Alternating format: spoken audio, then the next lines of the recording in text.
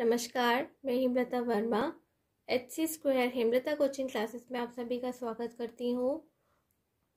आज हम image formation करेंगे कॉनकेव मिरर से।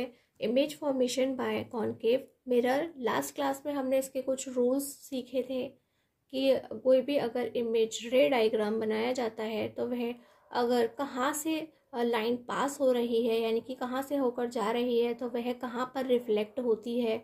उन्हीं रूल्स को हम ध्यान में रख करके इमेज फॉर्मेशन करेंगे। यहाँ 6 कंडीशंस होंगी। 6 कंडीशंस में हम आपको इमेजेस बनाना सिखाएंगे कॉनकेव मिरर में।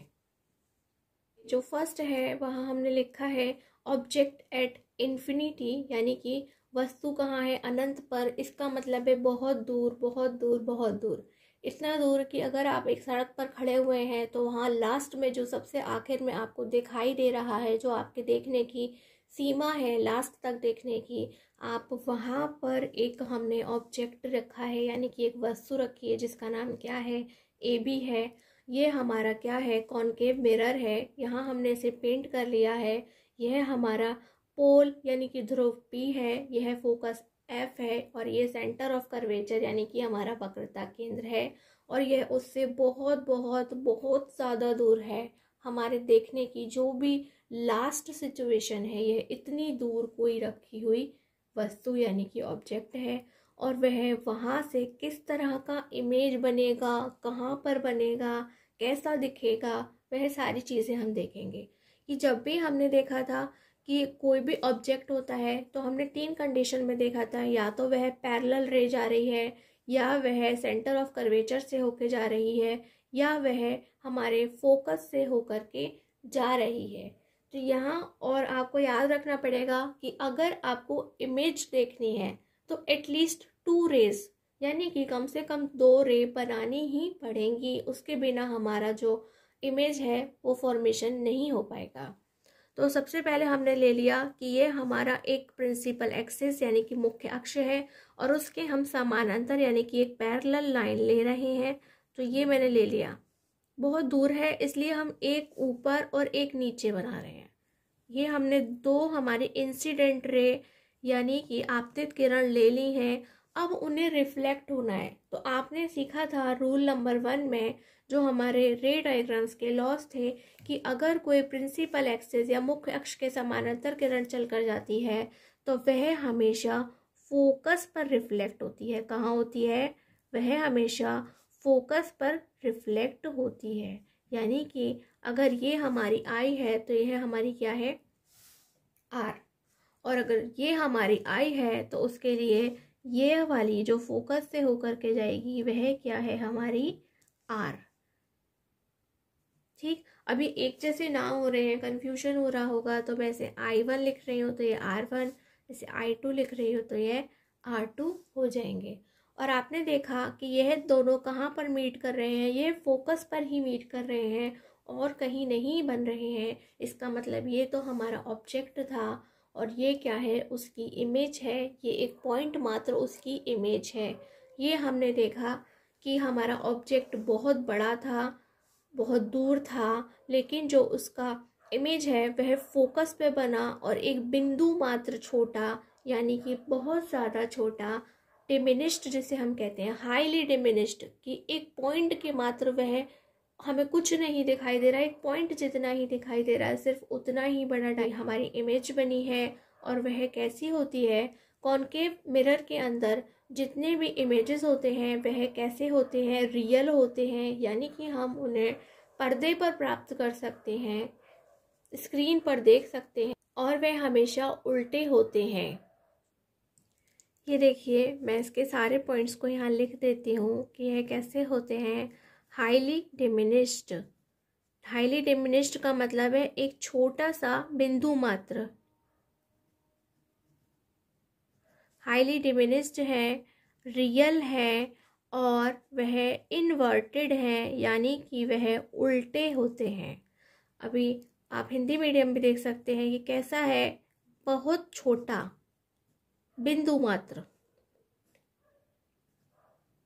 बस आपको एक पॉइंट जैसा कुछ नजर आएगा, इतना छोटा है।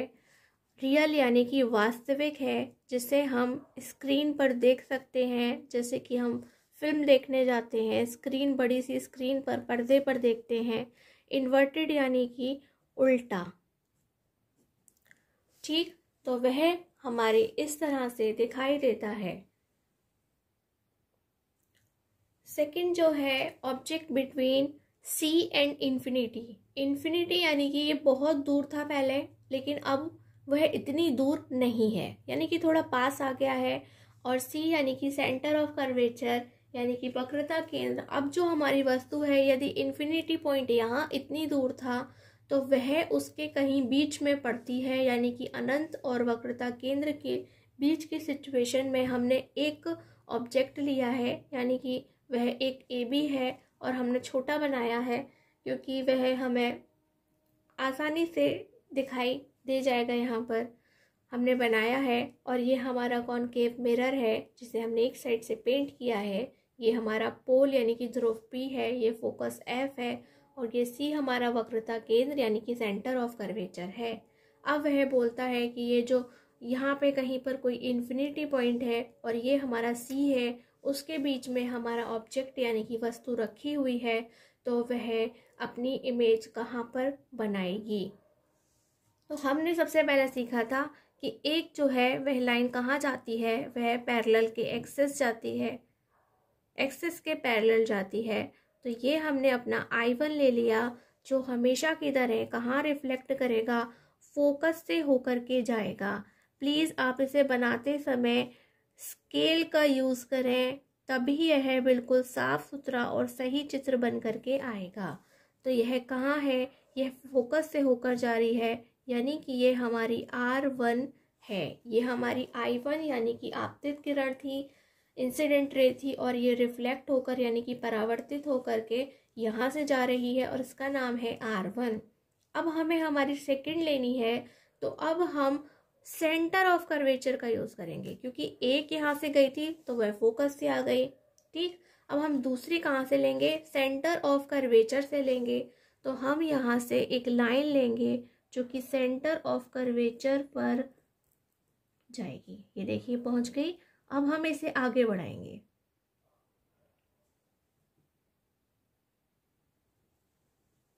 कुछ इस तरह से ये बिल्कुल हमारे लास्ट पॉइंट पे पहुंच गई है।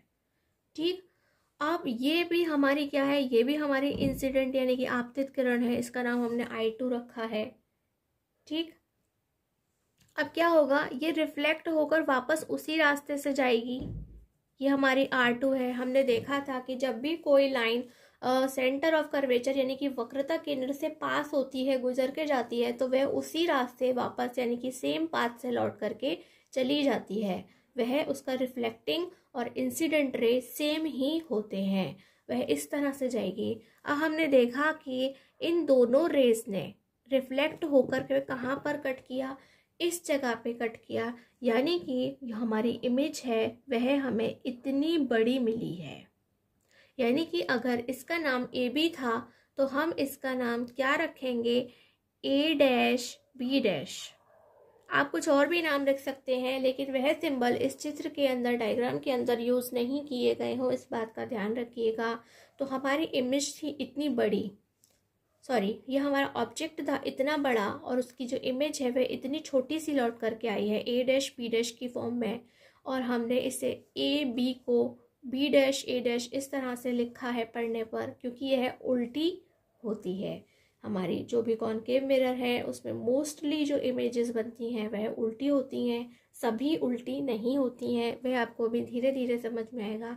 तो आपने देखा कि अगर हम एज कंपेयर पहले वाला देखते हैं, जब हमने इन्फिनिटी पे रखा था, वह एक पॉइंट मात्र था इमेज का, लेकिन यह तो उससे थोड़ी बड़ी है, क्योंकि अब जो हमारा ऑब्जेक्ट या वस्तु थी वह सी के पास में था, बहुत दूर नहीं था। तो हमारी जो इमेज है वह कैसी है, स्मॉल है, यानी कि कैसी है, डिमिनिश्ड है, डिमिनिश्ड है। और कैसी है, वह रियल है और इन्वर्टेड है, यानी कि वह उल्टी है। इसे हम कहेंगे छोटी या छोटा, वास्तविक, और उल्टा। ठीक, वह इस तरह से बनेगी। अब हम क्या करेंगे, थोड़ा थोड़ा आगे बढ़ते जाएंगे। पहले हम इन्फिनिटी से पास आए, फिर नेक्स्ट में हम सेंटर ऑफ कर्वेचर पे आ जाएंगे, फिर हम सी और एफ के बीच में आ जाएंगे, फिर हम एफ पर चले जाएंगे, फिर हम एफ और पी के बीच में आ जाएंगे। यानी कि हम थोड़ी थोड़ी डिस्टेंस को, ऑब्जेक्ट को जो है चेंज करते जाएंगे और नए नए इमेजेस बनाते जाएंगे और उनके हम साइज, शेप, सभी चीज़ों को नोट करते जाएंगे। चलिए, यह है ऑब्जेक्ट एट सी। वस्तु वक्रता केंद्र पर रखी है, यानी कि सेंटर ऑफ कर्वेचर पर रखी है। हमने सारे पॉइंट्स पहले से बनाए हैं। ये हमारा पी है, ये एफ है और ये सी है, और हमारी वस्तु या ऑब्जेक्ट सी पर ही रखे हुए हैं। अगर मैं सेंटर ऑफ कर्वेचर पर ही उठा करके किसी को रख देती हूँ तो फिर उसकी इमेज है वह कहाँ पर बनेगी, आपको देखना है। कि अगर मैंने सी पर रख दिया तो मेरे पास दो ही जगह है भाई। पहले तो मैं इसे कैसे कर दूं, एक मैं यहाँ से इंसिडेंट रे यानी कि I1 ले लूं और वह कहाँ जाएगी, पैरेलल यानी कि समांतर जाएगी अक्ष के, और वह हमेशा की तरह F से रिफ्लेक्ट होगी। राइट, वह हो गई हमारी F से रिफ्लेक्ट हो गई। ये हो गई हमारी R1। अब दूसरा मेरे पास ऑप्शन है कि मैं उसे F से ही भेज दूं। C का तो अब हमारे पास है ही नहीं है, तो मैं उसे F से भेज रही हूँ। यानी कि वह जो दूसरी रे है वह उसके फोकस से होकर के गुजर रही है, कुछ इस तरह से। ये हमारी क्या है, I2। अब यहाँ पहुँच गई है तो रिफ्लेक्ट भी होगी, और हमने नियम में पढ़ा था कि जो फोकस से होकर जाती हैं उनकी जो रिफ्लेक्टेड रे यानी कि परावर्तित किरण होती है वह प्रिंसिपल एक्सिस या मुख्य अक्ष के समानांतर होती है। यह यदि I2 है तो यह हमारी क्या होगी, R2। जब हमारी ये बिल्कुल इसका ठीक उल्टा है, जब हमने पैरेलल ली थी तो वह फोकस से गई थी, जब हमने फोकस ली तो वह फिर से पैरेलल चली गई यानी कि समांतर चली गई। तो यह कुछ इस तरह से हमें कट करके वापस यहीं मिलेगी। ठीक है, ये उतना खूबसूरत नहीं दिख रहा है क्योंकि मैं स्केल यूज़ नहीं कर रही हूँ। प्लीज़ आप स्केल से ही बनाएं, अन्यथा आपका ठीक से चित्र नहीं बनेगा। और ये जो हमारी इमेज है वह हमें कहाँ मिलेगी, वह हमें यहाँ पर मिलेगी। ठीक है, ये हमारी इमेज इतनी बड़ी बनती है, इसे हम लिखेंगे B-A'। तो यह ठीक उतनी ही बड़ी बनती है जितनी बड़ी हमारी ऑब्जेक्ट यानी कि जो साइज ऑब्जेक्ट का होता है, जितनी दूरी पर होती है वह सेम टू सेम ही बनती है। यानी कि अगर हमसे पूछेंगे कि वह कैसी बनी तो हम लिखेंगे कि भाई वह तो सेम साइज बन गई। ठीक है, वह तो सेम साइज की ही बनी है। और कैसी बनी है, वह रियल बनी है और इन्वर्टेड यानी कि उल्टी बनी है।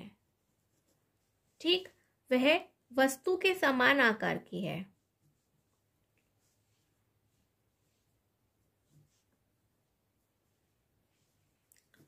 वास्तविक है यानी कि हम उसे पर्दे पर देख सकते हैं, स्क्रीन पर देख सकते हैं।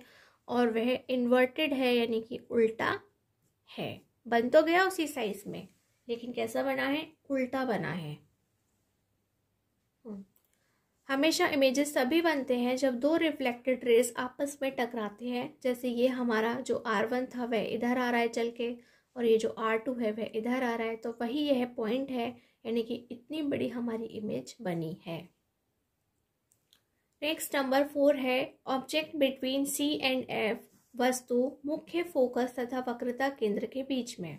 ये देखिए, हमने अपना कॉनकेव मिरर बना लिया है। ये P है, ये F है, ये C है, और ये जो हमारा ऑब्जेक्ट यानी कि वस्तु AB है वो C और F के बीच में है, यानी कि वह फोकस और सेंटर ऑफ कर्वेचर यानी कि वक्रता केंद्र के बीच में रख दिया गया है।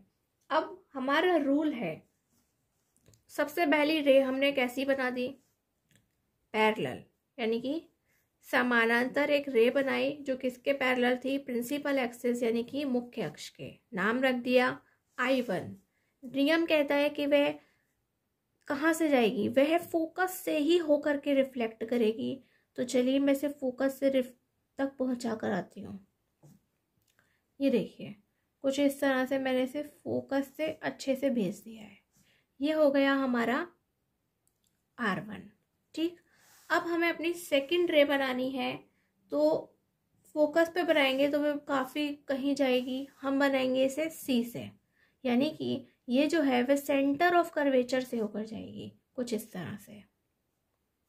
जब बनानी है तो हमें कहाँ से बनानी है, यहाँ, लेकिन कहाँ तक जानी चाहिए, वह सेंटर ऑफ कर्वेचर से गुजरनी चाहिए। ठीक, और वह नीचे जाएगी कहीं दूर इस तरह से। ठीक है, और यह अभी कहीं आपस में मिले नहीं, जैसे कि ये हमारा क्या था, ये हमारा I2 था।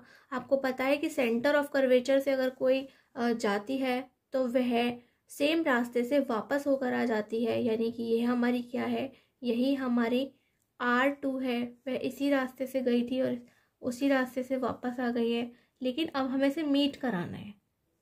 ये आपस में मिल गए इस जगह पर। अगर हमारे पास में स्केल होता तो ये और भी अच्छा और स्मूथ डायग्राम बनता, इसमें इस तरह के ब्रेक्स नहीं आते। और इस तरह से ये हमारा यहाँ पर बना है, यानी कि जो हमारी इमेज है वो यहाँ पर बनी है। इसका जो नाम होगा A', ये B'।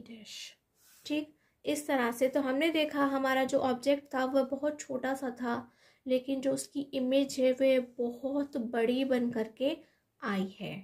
ठीक है, तो अब हम यहाँ पर लिखेंगे कि वह कैसी दिखती है। वह बहुत बड़ी, यानी कि एनलार्ज्ड बनी है, रियल है, और कैसी है, इन्वर्टेड है, यानी कि वह उल्टी है। ठीक, तो यह हमने देखा बहुत बड़ा। एनलार्ज्ड का मतलब है बहुत बड़ा।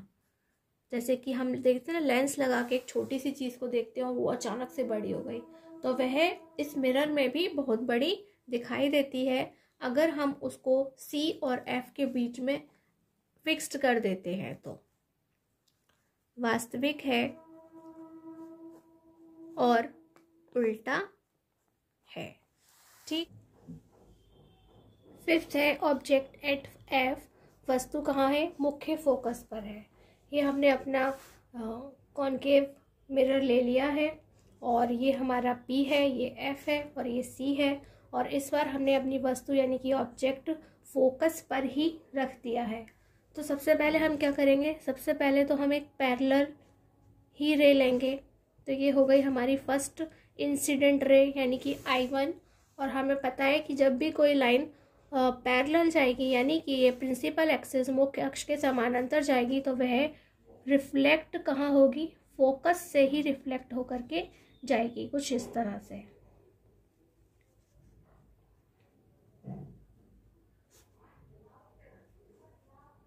ये हो गई हमारी R1। और हमारी जो सेकेंड इंसिडेंट रे है वह कहाँ जाएगी, सेंटर ऑफ कर्वेचर से होकर, यानी कि हम इसे मिलाते हुए पहले इसे इंडिकेट कर लेते हैं। ये हो गई हमारी सेंटर ऑफ कर्वेचर से जाती हुई दूसरी इंसिडेंट रे, यानी कि आपतित किरण। ये हमें यहाँ पे मिलती हुई नहीं दिख रही है, यानी कि यह कहीं दूर जा कर के मिलेगी। ये अगर I2 है तो हमें पता है सेंटर ऑफ कर्वेचर से जो भी इंसिडेंट रे या आपतित किरण जाती है वह लौटकर उसी रास्ते से वापस आ जाती है, यानी वह सेम पाथ से वापस आती है। तो यह हमारी क्या है, R2। इधर बनाना है साइन। ये इधर से चल कर गई थी और इधर से लौट करके वापस आ गई है। ठीक, अब ये कहीं बहुत दूर जाकर मिलेंगे, यानी कि कहाँ मिलने वाले हैं, एट इन्फिनिटी, कहीं बहुत दूर जाकर के मिलेंगे अगर हम इसे फोकस पे रख देंगे। और यह जितनी दूर जाकर के मिलेंगे उतनी ही बड़ी इनकी पिक्चर बनेगी, इमेज बनेगी, यानी कि कैसे होंगे, वेरी बिग, यानी कि highly enlarged, real and inverted, यानी कि वास्तविक होंगे और उल्टे होंगे। हिंदी में हम लिखेंगे इसे बहुत बड़ा वास्तविक और उल्टा। लास्ट है object between F and P, यानी कि वस्तु ध्रुव और मुख्य फोकस के बीच में रखी है। यह हमने अपना एक कॉनकेव मिरर बनाया है, ये पी है, ये एफ है, ये सी है, और जो हमारी ऑब्जेक्ट या की वस्तु है वह एफ और पी के बीच में हमने रख दी है। तो अब हमारा जो नियम है वह क्या है कि सबसे पहले एक हम पैरेलल लेंगे, एक्सिस के पैरेलल यानी कि मुख्य अक्ष के समानांतर फर्स्ट रे खींचेंगे, उसका नाम है I1, और वह हमेशा की तरह रिफ्लेक्ट होकर फोकस से होकर के जाएगी। कहाँ से जाएगी? वह फोकस से चल करके जाएगी, और ये हमने फोकस से भेज दी है। ठीक। और जो सेकंड है वो हमें सेंटर ऑफ कर्वेचर यानी कि सी हमारे वक्रता केंद्र से होकर जानी है, तो हम उसे ड्रॉ करने की कोशिश करते हैं, काफ़ी दूर है। ठीक, वे कुछ इस तरह से जाएगी।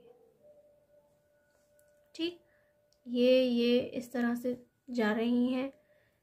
ये हमारा I2 है, तो यही हमारा R2 भी है। ये हमारा I1 था और ये रिफ्लेक्ट होकर R1 है। ठीक, हमें ये इस जगह पर कहीं पर भी नहीं मिलेंगी, किसी भी पॉइंट पर बिल्कुल भी नहीं मिलेंगी, दूर दूर बहुत दूर जाती जाएंगी। और इसलिए यह हमें कैसी इमेज मिलेगी? यहाँ पर हमें एक वर्चुअल इमेज मिलेगी। असल में यह पर्दे के मिरर के पीछे एक दूसरे को कट करेंगी इस तरह से, और ये जो है वो इतना बड़ा हमें इसका इमेज यानी कि इसका प्रतिबिंब मिलेगा, उसका नाम है A', B'। यह अपने आप में एक बिल्कुल अलग उदाहरण है, जिसमें हम देख रहे हैं कि उदाहरण मीन्स एग्जाम्पल। ये एक ऐसा एग्जाम्पल है, एकमात्र कंडीशन है जहाँ पर हमें कॉनकेव मिरर के अंदर एक सीधी और वर्चुअल इमेज यानी कि एक आभासी यानी कि वर्चुअल और सीधी यानी कि एक इरेक्ट इमेज और अपने साइज से बड़ी दिखाई देती है। एकमात्र कंडीशन है कब? जब वह एफ और पी यानी कि ध्रुव और फोकस यानी कि पोल और फोकस के बीच में हमने कहीं उसे फिक्स्ड किया है। ठीक, और वह साइज में कैसी है? यह साइज में एनलार्ज्ड, बहुत बड़ी तो नहीं कहेंगे, हमें साफ साफ दिखाई दे रहा है। ठीक, यह एनलार्ज्ड है, वर्चुअल है। वर्चुअल क्यों है?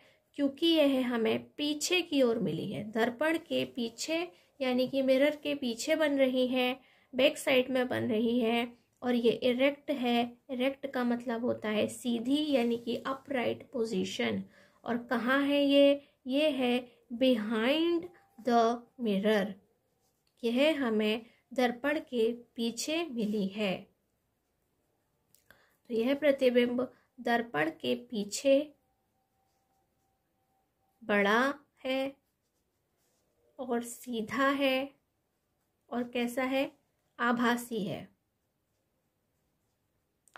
यह 6 कंडीशंस थे जो हमने सभी के सभी डायग्राम्स को बनाना सीख लिया है कि इनमें इमेजेस कैसे बनते हैं, हमने ऑब्जेक्ट को कहाँ रखा था, फिर उसका जो इमेज बनेगा वह कैसा बना, सीधा या उल्टा, छोटा या बड़ा। ठीक, और रियल या वर्चुअल कैसा बना वह हमने देख लिया है। और इनकी अब आपको बहुत अच्छे से प्रैक्टिस करनी है। ये कोई बहुत बड़ा हवा नहीं है जिसे देख करके हम डर जाएं। ये बिल्कुल सिंपल 3 जो हमने रूल्स सीखे थे लास्ट क्लास में उन्हीं पर बेस्ड है कि जो रेज हैं उनके पास जाने के केवल 3 रास्ते हैं, या तो वह हमारी प्रिंसिपल एक्सिस के पैरेलल चल के जाएगी, या वह फोकस से चलकर जाएगी, या वह सेंटर ऑफ कर्वेचर से चल के जाएगी। और वह कहाँ से चलकर जाएगी? तो वापस किस रास्ते से लौट करके आएगी यानी कि रिफ्लेक्ट होकर के आएगी। उन्हीं के बेस पर हमने इन 6 सिचुएशंस में इमेजेस को बनाया है। अब हम इसके यूजेस देख लेते हैं कि रियल लाइफ में हम इन्हें कहाँ इस्तेमाल कर रहे हैं। यूजेस ऑफ कॉनकेव मिरर, अवतल दर्पण के उपयोग। इन शेविंग मिरर्स, यानी कि जिसमें आपके भैया पापा शेविंग करते हैं, हम वहाँ पर देखते हैं। पर हम इन्हें क्यों यूज़ करते हैं? क्योंकि वहाँ पर हमें इसका एक बड़ा सा चित्र दिखाई देता है, यानी कि जो हमारी पिक्चर है वह बड़ी सी दिखाई देती है। जैसे कि हमने अभी अपनी लास्ट वाले इमेज के अंदर देखा था कि जब वह पी और एफ के बीच में कहीं पर मौजूद थी, तब हमने देखा कि उसका एक बड़ा सा और सीधा सा चित्र बनकर आया था, उसकी प्रतिबिंब बनकर आया था। तब हमने देखा कि हम उसमें शेविंग में यूज़ करते हैं, यानी कि हमारा चेहरा उसमें साफ साफ बड़ा बड़ा दिखाई देना चाहिए, ताकि हमारा फोकस सिर्फ उसी जगह पर हो जो हम अपना काम कर रहे हैं। इसके अलावा हमें कुछ नहीं दिखाई देना चाहिए। सेम एज मेकअप मिरर्स, जितने भी मेकअप करने के लिए मिरर बनाए जाते हैं, स्पेशली वह किसके होते हैं? वह कॉनकेव मिरर के होते हैं, जिससे आप अपने फेस पर अच्छे से फोकस करके मेकअप कर सकें। एंड डेंटिस्ट मिरर्स, यानी कि डेंटिस्ट क्या करेंगे? डेंटिस्ट के अलावा डॉक्टर्स भी होते हैं, और जो कि आपके गला चेक करते हैं। डेंटिस्ट केवल दांतों को चेक करता है, इसके अलावा भी है कान वगैरह चेक किए जाते हैं, आंखें चेक की जाती हैं। तो जो मिरर है वह कौन सा इस्तेमाल करते हैं? जिससे वह एक इमेज को बड़ा करके और काफ़ी अच्छे से देख सकें, मैग्नीफाइंग सिचुएशन में देख सकें। तो वह सभी किसका?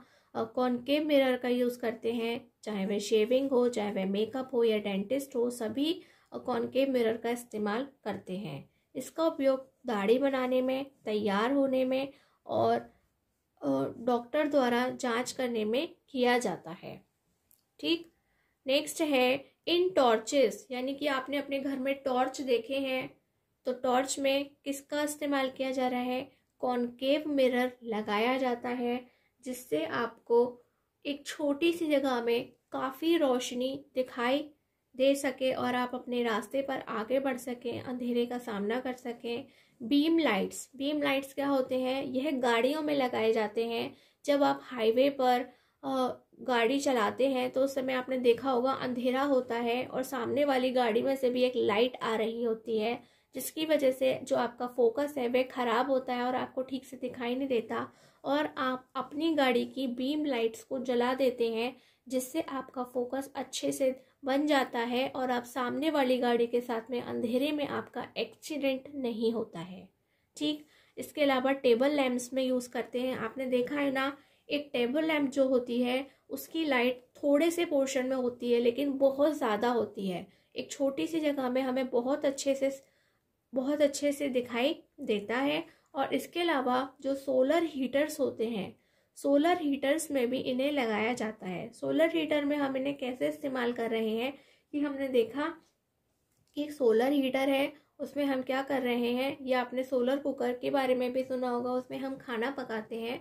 तो किस तरह से पकाते हैं कि एक फिक्स्ड जगह होती है जहां हम अपने खाने की प्लेट को, जो भी भोजन हमें पकाना है या खाना बनाना है, हम उसे एक डिश में रखेंगे और सोलर कुकर में बंद कर देंगे, क्योंकि उस एक ही जगह बहुत सारे जो रेजेस होते हैं सनलाइट के, और वो कैसे होते हैं? इन्फिनिटी सिचुएशन में होते हैं, यानी कि जो हमारा ऑब्जेक्ट है वह कहाँ पर है?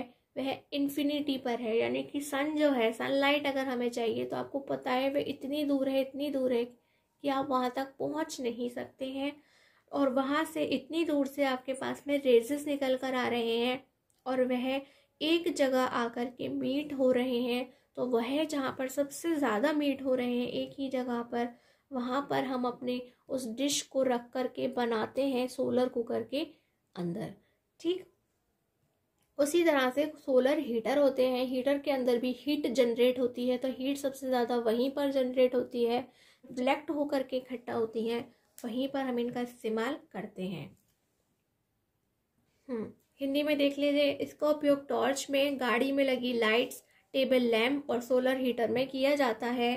थर्ड देखिए, एज रिफ्लेक्टर इन व्हीकल्स, यानी कि व्हीकल्स यानी कि गाड़ियों में, जैसे कि मैंने ऊपर आपको बताया कि बीम लाइट्स यूज करते हैं, बिल्कुल उसी की तरह है। ठीक है, एज रिफ्लेक्टर इन व्हीकल्स, रेलवे इंजन्स, यानी कि आपने देखा है ना ट्रेन्स भी तो अंधेरे में रात में चलती हैं, तो वहाँ पे क्या है, रेलवे इंजन्स में लगाया जाता है, स्टीमर्स में लगाया जाता है, क्योंकि हम स्टीमर भी कहाँ चलाते हैं, दिन और रात दोनों ही समय में चलाते हैं, और वहाँ भी हमें लाइट की ज़रूरत होती है, और वह पानी के अंदर चलते हैं, इसलिए भी हमें लाइट की ज़रूरत होती है। एंड सर्च लाइट देखे हैं ना, जैसे कि कुछ मैकेनिक्स होते हैं, वह अपने सिर पर भी एक लाइट टोपी पहने होते हैं जिसमें लाइट्स लगे होते हैं, तो वह क्या होते हैं, वह सर्च लाइट होते हैं और उन्हें देखने में हेल्प करते हैं। तो इसका उपयोग मोटर कार, रेलवे इंजनों, स्टीमरों तथा सर्च लाइट के लैंपों में परावर्तक के रूप में किया जाता है, यानी कि एज अ रिफ्लेक्टर, यानी कि जहाँ पे एक हमें अच्छा सा फोकस बन सके और एक छोटी सी जगह को हम बहुत अच्छे से देख सकते हैं, साफ़ सुथरे तरीके से हमें वहाँ पे काफ़ी चीज़ों को क्लियरिटी के साथ पे देख सकते हैं। तो इस तरह से हमने अपना कॉनकेव मिरर आज बहुत अच्छे से पढ़ लिया है। सभी तरह की इमेजेस बनाना और हम उसका रियल लाइफ में कहाँ कहाँ यूज़ करते हैं, हमने उसे अच्छे से समझाने की कोशिश की है। तो आज की आपको यह क्लास कैसे लगी हमें ज़रूर बताएं। नमस्कार, धन्यवाद।